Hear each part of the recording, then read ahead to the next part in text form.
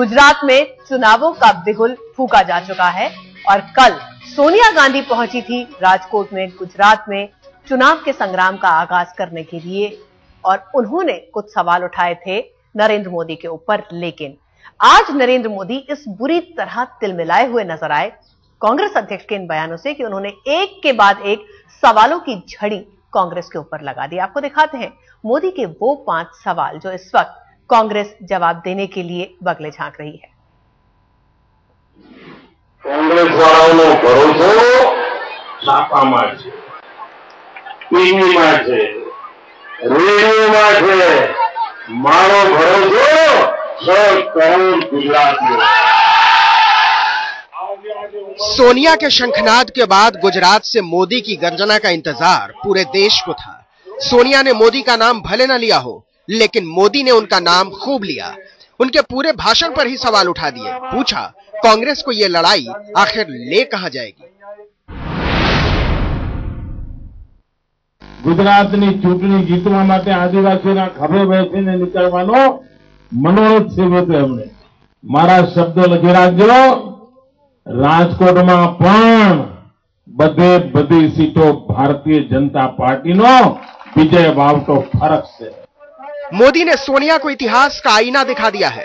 एक दिन पहले ही सोनिया राजकोट में नए गुजरात का नारा उछालकर आई थी। सौराष्ट्र की धरती पर यह संकल्प ले कि हम गुजरात की महान परंपराओं की रक्षा करते हुए एक नया गुजरात बनाएंगे। मोदी घोषणा के अंदाज में कांग्रेस के प्रचार अभियान पर सवाल उठा रहे हैं, पूछ रहे हैं कांग्रेस ने ऐसा क्या किया है जिसके लिए वो गुजरात में वोट मांग रही है। टैबलेट के बहाने उन्होंने कपिल सिब्बल को भी घेरे में ले लिया।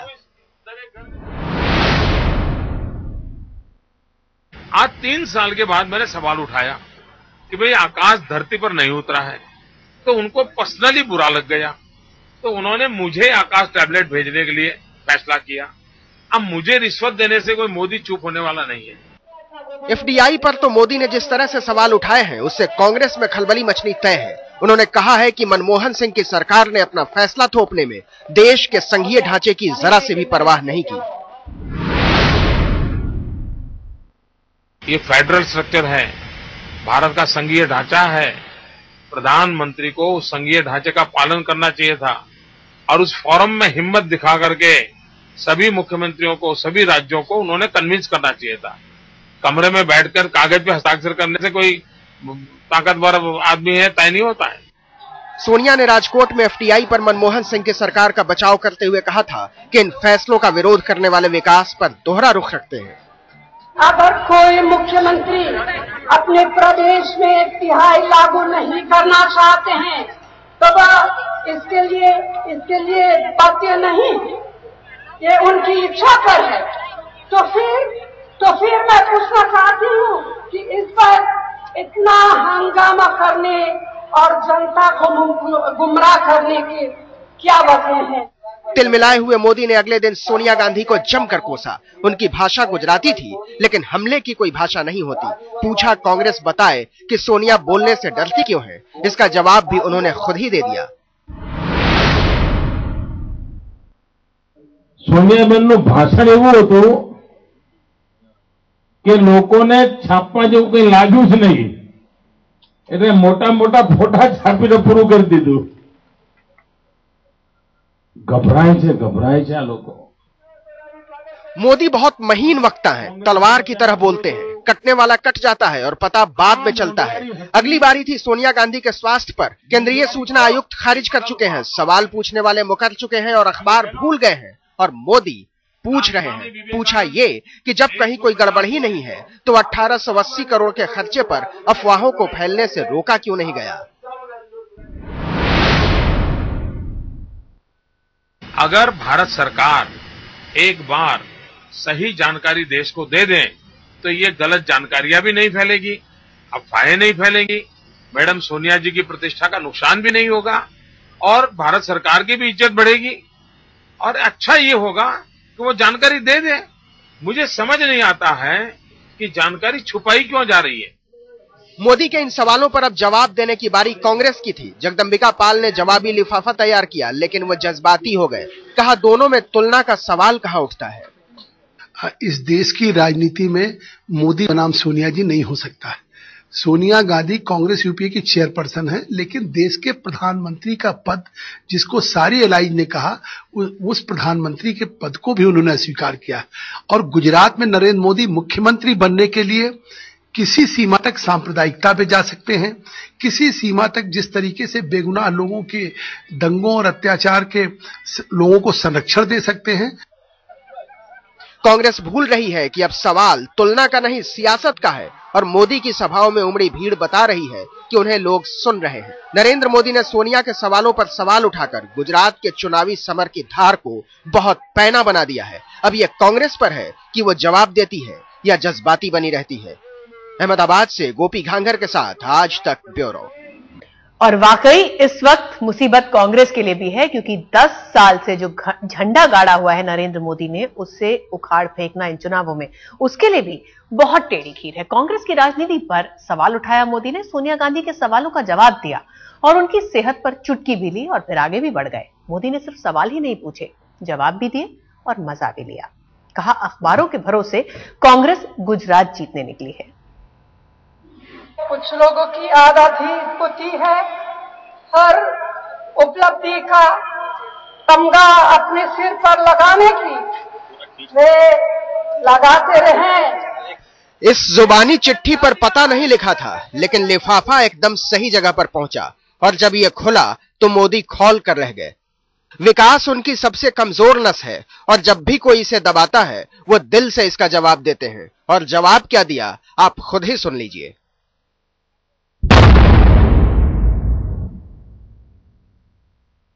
मैडम सोनिया गांधी जिसकी चेयरपर्सन है, वो राजीव गांधी फाउंडेशन ने भी गुजरात की सरकार के विकास के कामों को लेकर के अवार्ड दिया था और जिसके कारण पूरे देश में हलचल हो गई थी। ये क्या हो गया कि राजीव गांधी फाउंडेशन ने मोदी को विकास के लिए इतना बड़ा अवार्ड दे दिया। सोनिया का तीर मोदी के दिल पर लगा था। कहा विकास का मतलब उनसे बेहतर कौन समझता है। गुजरात सरकार चलती है सिर्फ डेवलपमेंट के एजेंडा को लेकर के। गुजरात का जन सामान्य भी जुड़ गया है डेवलपमेंट के एजेंडा के साथ। हम 2002 का चुनाव लड़े थे, वो भी विकास के मुद्दे पर लड़े थे। 2007 का चुनाव लड़े थे, वह भी विकास के मुद्दे पर लड़े थे। और 2012 का चुनाव लड़ेंगे, वो भी हम विकास के मुद्दे पर ही लड़ेंगे। मोदी ने चुन चुन कर सोनिया के सवालों का जवाब दिया। उन्होंने किसानों का मुद्दा उठाया था। कहा था किसान खुदकुशी कर रहे हैं और मोदी खामोश है। पिछले 10 साल में नर्मदा का पानी आज तक सौराष्ट्र नहीं पहुंचा। आज भी यहाँ के किसान पानी के लिए तरस रहे हैं। यहाँ आत्महत्याएं भी हुई है। इस पर मोदी भविष्य काल में चले गए। कहा योजना तैयार है, किसी को बीमारी से मरने नहीं देंगे।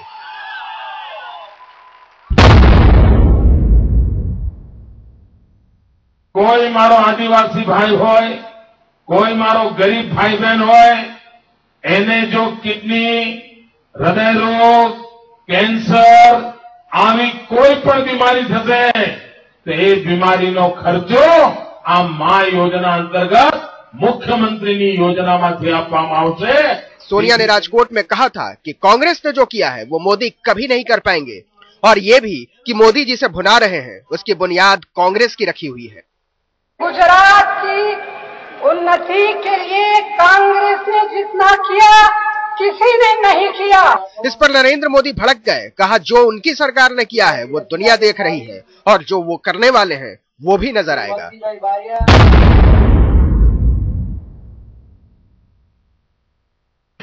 જેટલા પણ કાચા ઘરો છે એ બધાના પાકા ઘર બનાવવાની જવાબદારી લે। હજારો કરોડ રૂપિયાનો ખર્ચો થવાનો છે, હજારો કરોડ રૂપિયા। પણ મારે ગુજરાતમાં કોઈને घर विहोणा रहवा नहीं देवा। मारे गुजरात के अंदर कोई ने काचा घर में रहू पड़े इसके बाद बारी थी सिलेंडर पर लगने वाले वैट की। सोनिया ने मोदी को चुनौती दी थी कि वो कांग्रेस शासन वाले राज्यों की तरह अपने यहाँ भी सब्सिडी वाले सिलेंडर 6 से बढ़ाकर 9 क्यों नहीं कर देते। लोगों को राहत देना चाहती तो वैट क्यों नहीं कम कर देती हैं? आप सब जानते हैं कि गुजरात में वैट सबसे अधिक है। यही एक सवाल है जिस पर नरेंद्र मोदी कड़ा जवाब नहीं दे सके। हालांकि चुप इस पर भी नहीं रहे, लेकिन उनके हमले में वो धार नहीं थी।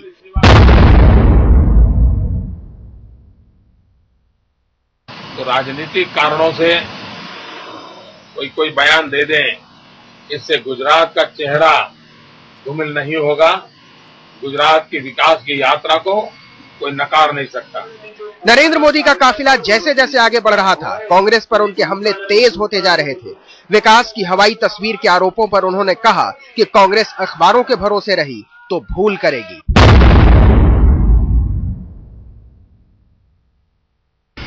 मैं तो हमारे कांग्रेस के मित्रों को भी कहूंगा कि सिर्फ अखबार के भरोसे न रहें, वे भी लोगों में जाएं, पब्लिक में जाएं, लोक शिक्षा का काम करें। लोक शिक्षा करनी चाहिए। कांग्रेस की राजनीति पर इससे कड़ी टिप्पणी मोदी नहीं कर सकते थे, लेकिन कांग्रेस को लगता है कि मोदी को अभी भी सोनिया के सवालों का जवाब देना बाकी है। नरेंद्र मोदी को श्रीमती सोनिया गांधी ने उनका नाम भी नहीं लिया। अगर आज भारतीय जनता पार्टी या नरेंद्र मोदी में नैतिकता है तो पहले उन सवालों का जवाब देना चाहिए। सोनिया गांधी की सेहत पर खर्चे के सवाल पर मोदी थोड़े संभले। कहा, हमने खर्चे पर कभी कोई सवाल नहीं उठाया, लेकिन चुटकी लेने से वो यहाँ भी नहीं चूके। मैं प्रधानमंत्री से आग्रह करता हूं कि भारत ने मैडम सोनिया जी की हेल्थ की चिंता करनी चाहिए, उनके बीमारी में इलाज की पूरी चिंता करनी चाहिए, उनको कभी भी कमी महसूस नहीं होने देनी चाहिए। वो भारत के पूर्व प्रधानमंत्री की श्रीमती जी हैं, उनका पूरा हक बनता है। अब गुजरात की लड़ाई असल रंग में आ रही है, क्योंकि इस बार कांग्रेस के लिए सूबे में अपना अस्तित्व बचाए रखने की चुनौती है, तो नरेंद्र मोदी के लिए अहमदाबाद की गद्दी से ही राजनीति के नए आसमान का सूरज निकलेगा। अहमदाबाद से गोपी घांगर के साथ आज तक ब्यूरो। लेकिन मोदी के लिए रहा आसान है ये तो बिल्कुल ही नहीं कह सकते, और इसीलिए कहीं कहीं उनका थोड़ा सा हौसला भी हिला हुआ नजर आता है। पिछले चुनावों की तरह वो अकेले दम पर आगे बढ़ने से कतरा रहे हैं। पहली बार नरेंद्र मोदी को पार्टी की जरूरत महसूस हो रही है। उन्होंने बीजेपी के दिग्गजों ही नहीं, सांसदों और कार्यकर्ताओं तक को गुजरात आने का बुलावा दिया है, और वजह है बागियों की हर रोज लंबी होती कतार। क्या नरेंद्र मोदी डर गए हैं? ये सवाल हम इसलिए पूछ रहे हैं क्योंकि सेनापति अकेला महसूस कर रहा है। गुजरात बीजेपी के गलियारों से छन कर आई हुई खबरें बता रही हैं कि नरेंद्र मोदी ने जब नई लड़ाई में कूदने से पहले अपना घर देखा तो एहसास हुआ कि कुनबा ही बिखरा हुआ है, और अब दिल्ली को याद किए बगैर दंगल जीतना मुश्किल होगा। अहमदाबाद से दिल्ली के अशोक रोड पहुंचा एक आमंत्रण मोदी की बेचैनी की कहानी कह रहा है। सबको न्योता है कि गुजरात आइए और उसे चमकता हुआ बताइए। इसी नारे पर मोदी को तीसरी बार सत्ता का मुकाम हासिल करना है। दिल्ली वाले इसी में खुश हैं कि बुलाया तो सही, वरना 10 साल तक मोदी ने किसी को पूछा भी नहीं था। बुलाया तो सही, और बुलाया है तो जाएंगे भी। 2007 में मोदी ने किसी को भाव नहीं दिया था। केंद्रीय संगठन ने अपनी तरफ से इसकी पहल की थी और कुछ नेताओं को दिल्ली से गुजरात भेजा था, लेकिन बारात का निमंत्रण ही ना हो तो बाराती दूल्हे का कितना गुण गाते। मोदी चाहे जितनी हुंकार भर ले, लेकिन उनका घर टूटा हुआ है, इसीलिए उन्हें खुद ही हर जगह गुजरात की तरक्की की गाथा कहनी पड़ रही है। ये और लंबा खिंचा तो विश्वसनीयता का संकट न पैदा कर दे, इसलिए उन्होंने हस्तिनापुर से लेकर पाटलिपुत्र और भोपाल तक बुलावे का भोजपत्र भेजा है। 2001 में आपने कहा था कि भगवान श्री कृष्ण को तो सिर्फ एक ही सारथी थे, आपके तो दो सारथी थे, केशुभाई और सुरेश भाई। आज आपको नहीं लगता कि आपका रथ बगैर सारथी का रथ है?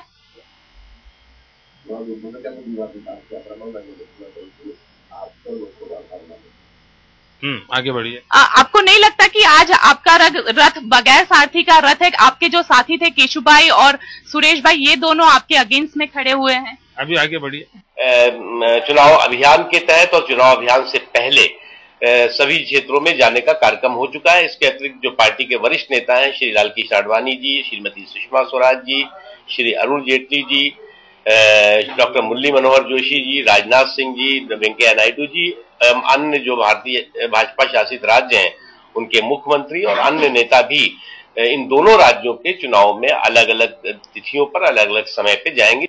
बीजेपी के वो सारे बड़े नेता गुजरात जाएंगे जिन्हें मोदी ने अभी तक बड़ा नहीं माना था। प्रचार के लिए पार्टी की याद कभी नहीं आई थी मोदी को, लेकिन लगता है कि वो इस बार भयभीत है। इसकी वजह भी है। मोदी को क्यों आई दिल्ली की याद? मोदी के लिए परीक्षा नहीं अग्नि परीक्षा है, क्योंकि जो दिग्गज पिछले चुनाव में साय की तरह उनके साथ थे वो इस बार उनका सिंहासन छीनने में जुट गए हैं। और ये वो नेता हैं जिन्होंने मोदी के बगैर गुजरात में बीजेपी का राज कायम किया था। इसलिए गुजरात के मुख्यमंत्री ने इस बार सांसदों से लेकर कार्यकर्ताओं तक को गुजरात आने का बुलावा भेजा है। क्या ये चमत्कार खोने का डर है? नरेंद्र मोदी भयभीत न भी हों तो परेशान जरूर हैं, क्योंकि परिस्थितियों को दरकिनार करके चलना राजनीति में गलत चाल मानी जाती है। और फिलहाल तो गुजरात में मोदी के लिए परिस्थितियां वैसी नहीं है जैसी 5 साल पहले थी। वो बागियों की पलटन से घिरे हुए हैं। केशुभाई पटेल, सुरेश मेहता और पुरुषोत्तम सोलंकी जैसे ताकतवर नेता मोदी के सफाये को अपना सपना बना ले तो डर तो लगता ही है। आज तक ब्यूरो। और नरेंद्र मोदी गुजरात की जीत को बड़ा इसलिए बनाना चाहते हैं क्योंकि इसी से उनके प्रधानमंत्री बनने की राह खुलेगी या बंद होगी। लेकिन शरद यादव ने उनके इस सपने में सुराख कर दिया है। एनडीए के संयोजक ने यह कहकर प्रधानमंत्री बनने का सपना देख रहे बीजेपी के कई नेताओं का दिल धड़का दिया है कि आडवाणी की उम्र अभी इतनी ज्यादा भी नहीं है। और आडवाणी को कह रहा हो कि वो उम्र दराज हो गया। कौन प्राइम मिनिस्टर है जहां एक्सेप्शन है जो उम्र दराज नहीं हुआ?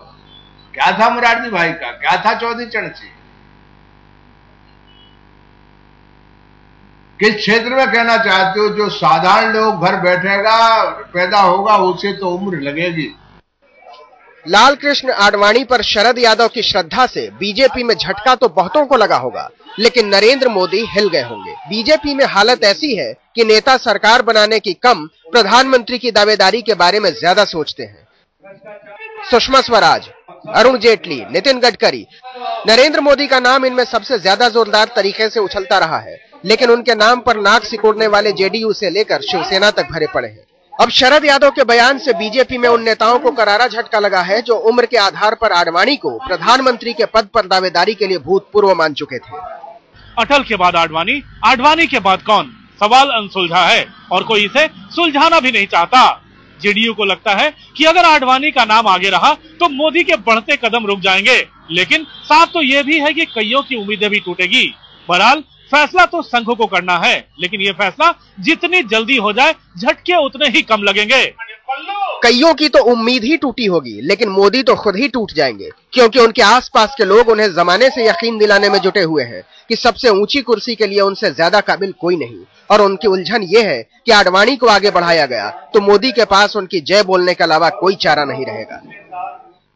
शरद यादव ने कोई बुरी बात नहीं कही, लेकिन बुरी बात कहने का बुरी बात लगने से कोई लेना देना नहीं होता। और ये बात ऐसी है जो मोदी को बुरी भी लग सकती है और बेचैन भी कर सकती है। अमिताभ सिन्हा, दिल्ली, आज तक।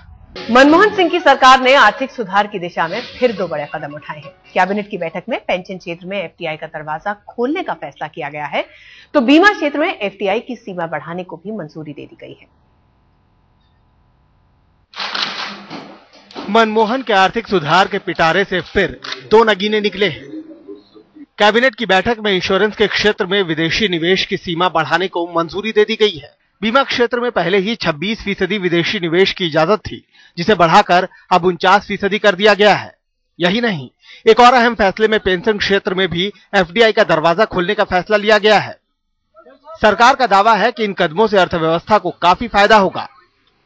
The benefit of this amendment will go to the private sector insurance companies, where there is a private sector Indian player and a private sector investor, and they require a huge amount of capital, and that capital will be facilitated by the increase in the FDI limit from 26% to 49%. जब वित्त मंत्री P Chidambaram media से रूबरू हुए तो उनके मुंह से कई बार डिस्कशन, कंसल्टेशन और नेगोशिएशन जैसे शब्द सुनाई दिए।